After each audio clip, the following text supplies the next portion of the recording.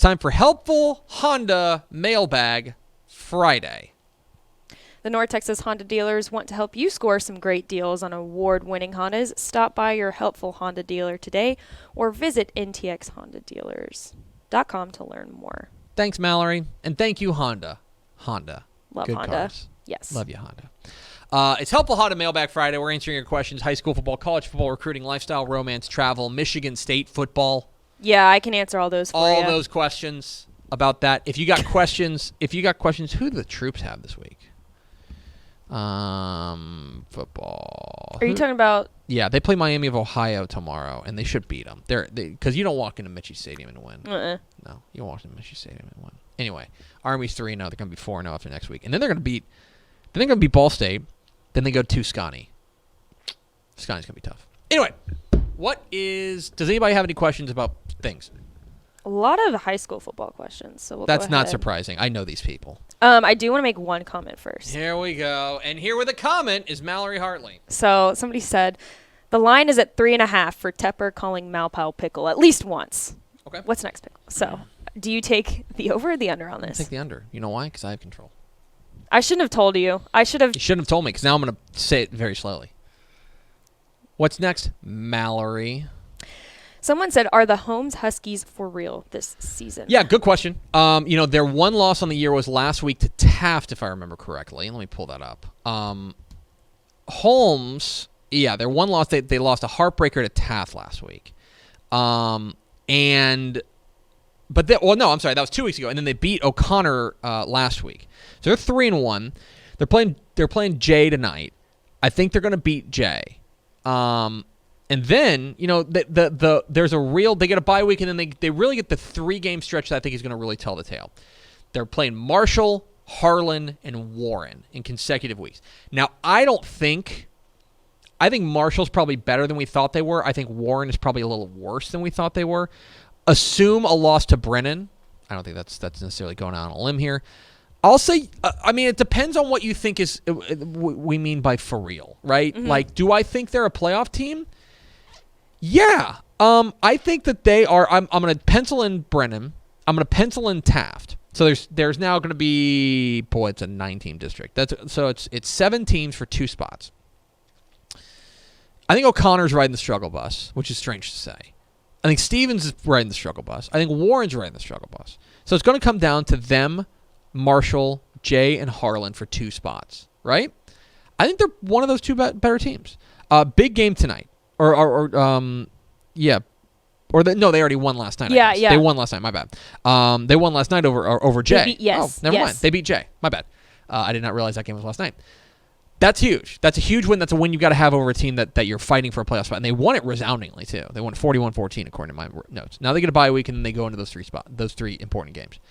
You go 2-1 in these next 3 games with Marshall, Harlan, and Warren, start packing your bags for the playoffs. Mm-hmm. I think they're for real. I think that I'll say this about them.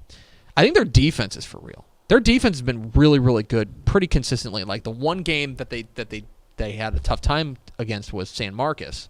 I think they're for real. I'm buying in on the Huskies. What's next? I like this question. Who has the best O-line in 3A? Do you know? I don't know if you... So it's tough. It's tough to measure that, but I think that's an interesting question. My initial reaction would be a team like... Jim Ned's offensive line's really good. Yeah. Jim Ned's offensive line's very solid and very veteran. Gunner has an excellent offensive line, although they're a weird team. Weird is the wrong word. They're a team that gets by without having huge size because they're just really well coached and they're really disciplined. Mm-hmm. I've been impressed with what I've seen from Franklin's offensive line early. Those are initially teams. Let me see. Let me make sure I'm not forgetting somebody. Let me look at something real quick. Okay. Here's another one. I think I've been very impressed with Childress's offensive line. Mm-hmm. They're keeping their quarterback clean, and a lot of that offense is running because they're able to give him time to take deep shots. Yeah, and the other one that I would throw out there, I think West's offensive line's been great. Yoakum's another one. Yoakum is, and part of it is because their coach is Bo Robinson. He's just an offensive line guy. Their offensive line is always very solid. Those would be ones that immediately spring to mind as far as the best offensive lines that I've seen on film. I haven't seen every 3A team, so apologies.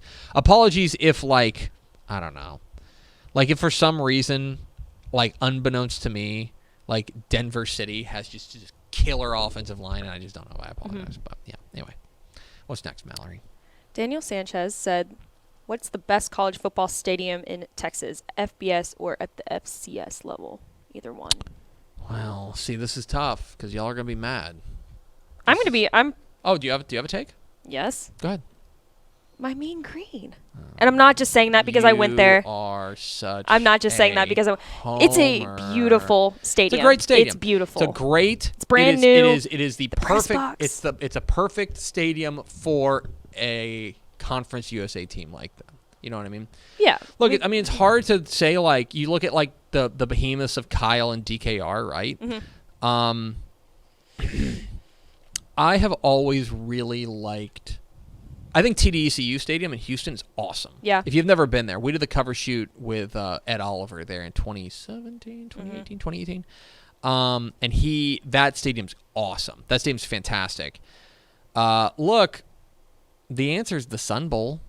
That's a good one. The Sun Bowl rules. What about Kyle Stadium or Kyle Field? Yeah. I love Kyle. Kyle is like it's I don't know. Big. The you can thing just say is, big. it's like you can't really compare AT&T Stadium to like the Puncher Dome. Right. Do you know what I mean? Yeah, it's like yeah. they're like, and that's mean to say, but it's like Kyle Field exists in its own universe. Kyle and DKR. Right. Because they're just these massive behemoths that we have been like, what if we just built it bigger? Right. Like, seems cool if we just keep making it bigger, and they do. Those are on different universes than like Amon Carter, which is an awesome stadium. Right. But it's like Amon Carter and Kyle Field like are two very different buildings in my opinion. Right. Like just two different structure. Like you would not compare Kyle to Apogee. I Like, was about to say that. You can't fair. compare. No, it's not fair no. because it's like Apogee You need seats more. what, 50? It holds, I think, 30. 30? Okay. Maybe I'm wrong. We can It's look gotta this hold. up. It's got to be. But I get your Apogee. point. Like, because obviously Kyle Field is meant to hold a lot 30,000. more people. 30,850. 30,850. Kyle holds over 100,000 guys. Yeah, you can't compare. Kyle You're Field right. has a capacity of 102,000. Okay, it is like more than 3 times the size of Apogee. So it's like it's hard to like square it. So You have to go based on guidelines or like you know. like weight class. Right. You know what I mean? Yeah. The answer is the Sun Bowl. Okay. Sun Bowl rules. Actually, let me throw out another one. Tarleton's new stadium in Stephenville is awesome. Is it? I've never really been there. cool. Really cool stadium. Yeah. Tarleton's new stadium is very, very cool. Good for them. What's All right. next? Comments on the Willis Wildcats after back-to-back wins over Hey A&M now. Consolidated and Klein Collins. Hey now, let's talk about what Michael Wall's doing down there. I'm glad somebody asked about this. Yeah. And maybe we should have seen it coming, but it's hard to see. I don't know. So Willis started 0-2. Okay, they lost to Tomball and they lost to Huntsville, right? But both those games were pretty reasonable. They were underdogs in both those games, and they kind of hung in there. But it's one of those things that early on, those are really those can be really deceiving results, because like you don't want to hop on a bandwagon if a team is 0-2, because like, okay, well, like, Right. what does that mean? Did the other team play poorly? Did you play great? Like, did you play outside your mind? But they have very clearly it's very clear that those should have been the canary in the coal mine for us. They should have told us about Willis, because that win, we didn't talk enough about their win at A&M Consolidated last week. That was awesome. And then they go and they beat Klein Collins. Now, Klein Collins is in a rough way right now. Klein Collins is having a lot of trouble, and they're most especially having a lot of trouble, if I remember correctly. They're having trouble on defense. So that's one thing. But at the same time, you don't apologize for wins. Okay? Plain and simple. Absolutely. Willis is, in my opinion, they might screw around and be the second best team in that district. They might. Because the Woodlands is, in my opinion, the best team in that district. Yeah. I think the Woodlands is still the best team in that district. Depends on what you think of Grand Oaks, right? Conroe Grand Oaks is 4-0. if you think Conroe Grand Oaks is for real, then you would slot Willis third. But like, I think frankly, I think they're the third best team in that district. They're either the second or third best team in that district, which is something that maybe I don't know if we predicted. Let me pull up our preseason predictions. See if I can do that. Did we have them in the playoffs? We did not. I don't think. No, we had Willis last in that district. We had Willis last in that district. Good for them. They've awesome. turned it around. Yeah, Michael Wall's got something cooking there, y'all. Pay attention to them. That is not a fluke. That is not a fluke. Michael Wall's the former Lake Travis offensive coordinator. He's got something cooking there. Pay attention to the Wildcats with a K. What's next? Wildcats with a K. Mallory. Is there a chance that South Lake Carroll goes D2? This is a pretty common one. So, okay. Okay. We have to answer this twice. The answer is yes, and also no. Nah. So here's the thing. South Lake Carroll has an enrollment of 2786. Okay? So if they were going to go D2, that makes them the third biggest school in the district, in District 4-6A. So it is possible that if the right two teams get into the playoffs, that they could go to Division II. Now, one of those teams is Keller, and Keller has been great. Keller's 4-0. I got asked about that yesterday on Craig Way Show. Carl Stralo's got those Indians cooking. Carl Stralo is the former defensive coordinator at Coppell. He was at somewhere else, too. He is a really good defensive mind. He's got the Indians cooking. I think Keller's probably getting in the playoffs. The other team that has to make the playoffs is Keller Timber Creek. Now, Keller Timber Creek's 1-3, but they're a weird team in the sense that they played a lot of close games and they've come out on the other side of it. But what they're going to have to do is that then they're going to have to find a way to beat. Right now, if you were asking me who are the other two teams that are going to make it, I would say it's probably Eaton and Byron Nelson. I think those are probably the favorites. Eaton's really good. Eaton's pretty good. Keller, like if you are Carroll, and by the way, Carroll definitely wants to go D2. They 100% want to go D2. If you're a South Lake Carroll fan, get out your Keller Timber Creek pom-poms. Get them out. Shake them around. We're big. We're a Timber Creek family. That's what we are. Is it possible? Yes. I would put it at about a 1 in 5 chance. About a 1 in 5 chance that Carroll goes D2. Okay. That's right now how I project. Like right now, I'd say Westlake going D2 is about a 4 in 5 chance. That's how I would classify that, just because of the way that things are breaking. What's next, Mallory? We've got food question. Love it. If you could construct a 5-course meal from various courses from any Texas restaurant, what would the menu be? You can't spring this on me. Yes, I can. This is not fair. This is better. You can't think about it. You just have to say it. Can we go like high-class restaurants? Of course you can. Okay. I've got one. Okay, what would you I've got at least maybe my appetizer. High-class restaurants. Why? Because we're fancy around here. Are we? Yeah. That's news to me as the managing editor. Okay. I know my appetizer. This is going to probably sound weird, but that glazed carrot from Bob's. Okay. That's I at least have my appetizer. Here's a couple of options that you have here. Okay. Here's a couple of options. You can go to. I think the appetizer is very clear. You're wrong. The appetizer is very clear. The appetizer is bacon burn-ins from Heim. That's just not. What? From Heim. From Heim Barbecue. Oh. Bacon burn-ins from Heim. That's the starter. That's a good one. For a main, and I'm not going to go through all this, but I'll just tell you some things that I've been craving recently. Somebody who's trying to eat healthy. It's almost lunchtime. Yeah. So then I want you to go to I want you to go to Alpine. I want you to go to Riata, the original Riata. There's one in Fort Worth, but you got to go to the original one. You got to get steak and enchiladas out at Riata. That's what I've been really thinking. Like that would really rule right now. Would be some of that. I'm getting hungry. Yeah, I know. I don't know. I don't do dessert. I don't like ordering dessert at restaurants.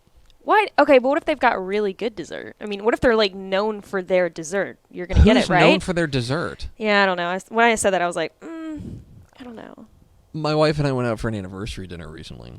Then you have to get dessert there. We got dessert there, and I had 2 bites. I'm like, I'm done. Like if they've got good tiramisu. You know what I'd rather have instead of dessert? More steak. Ooh, yeah. I guess you're right about that. Let's See. Yeah. See that? You're thinking. Your brain is thinking. All right, do we have an ender? Or do I have two more? Okay. How about... Got two more. Do you think Lorena can take the region this year? Lorena? They're a weird team. I keep saying that about teams. They're a weird team. They're different. I don't mean it. But, like, here's what I mean by that, okay? They're a team that I think is better than their record indicates. They are 2-2 right now. They're 2-2, but their losses, if I remember correctly, let me pull this up. Their losses are really good losses, like if such a thing can exist. I'm certain that the coaching staff, Coach Biles, would disagree. But their losses are to Franklin and to China Spring. Those are not only state-ranked teams, but one of those in China Spring is a state-ranked 4A team. Okay, but they blew out Gatesville. When they've played teams in their own weight class, in my opinion, they've been really good. I think I still think they're the best team in that district. Although we'll find out probably tonight when they go to Little River Academy, who's undefeated. I think that's probably the real tell. As far as am I willing to go and say that they're going to win the region? I'll give that a firm maybe. Hallettsville is still, I think, dangerous. They're weird, man. Yoakum's dangerous. Columbus is dangerous. And then within their own district tonight with Academy. I think they can. I would put them... Ask me Monday. If they beat Academy, and especially if they beat Academy like a drum, then I'm willing to buy in on them as the favorite in Region 3, in 3A Division 1. If they do that. I want to see them go out there. This is to me like what we're going to get tonight, because they should have lost to Franklin in my opinion. That's the number one team in 3A Division 2. Yeah. They should have lost to China Spring. That's a state ranked 4A team, right? But they also should have beaten Gatesville and they should have beaten Madisonville. You could consider this Academy game a coin flip. If they go out there and they drill Academy, I'm buying it on the Leopards. I want to see what they do tonight. I'm waiting for one more data point. That's a really nice way of dancing around answering a question. That's why they pay the big bucks. You're good at that. All right, last one. I don't have one, but I'll ask you one. Oh God. No, it's a good one. What game are you looking forward to most tonight? Just simple. Carthage Gilmer.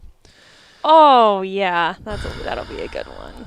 I'm looking forward to Carthage Gilmer because as I explained on Tep and Step, Gilmer's looking for our revenge. premium high school football podcast. Not only is there's a revenge game, right? 4A Division 2 title game rematch. This is a moment in which we're going to find out exactly what the shape of 4A Division 2 is. Right. Because if Carthage beats the brakes off of Gilmer tonight, then then every other team in 4A Division 2 is just gonna kind of hang their head and go, "Welp," nothing like that. But if Gilmer hangs or Gilmer wins, then like that is a hope. It's a game changer. Hope for every other team in 4A Division 2. Tonight is the night that we find out, like, do we need to pay attention to 4A Division 2 as closely? Or can we just wait until December 17th and be like, okay, hey, Carthage, good to see you again. Tonight's the night. I'm very excited about it. I kind of profiled my existential crisis about this game on Tep and Step. I'm very intrigued by it because I think Gilmer's got the juice. Brandon Tennyson's a freaking superstar, but Carthage is Carthage, and they're at home. Yeah. I don't know. I'm gonna be paying very close attention to that game on Bally Sports Southwest, where you can watch 6 hours of live Texas high school football coverage starting at 7 o'clock all the way until mayhem in the AM, 1 a.m. with Rick Renner, Craig Way, and myself. It's going to be fun. Aaron Hardigan will be there as well. I'm fairly certain Ashley Pickle's going to try to maneuver her way onto the screen. She will. She's good at that. She'll try. She's pretty good. I've been trying to keep her off for a while. Obviously, it's you're not doing a very good job. Mixed results there. Thanks so much for watching that video. If you would like more and to be notified when they come out, go ahead and click that subscribe button right down there. You can also watch Texas Football Today every day live at noon on TexasFootball.com, Facebook, Twitch, and right here on YouTube. For more of the best coverage of Texas football in the Lone Star State, go to TexasFootball.com/subscribe.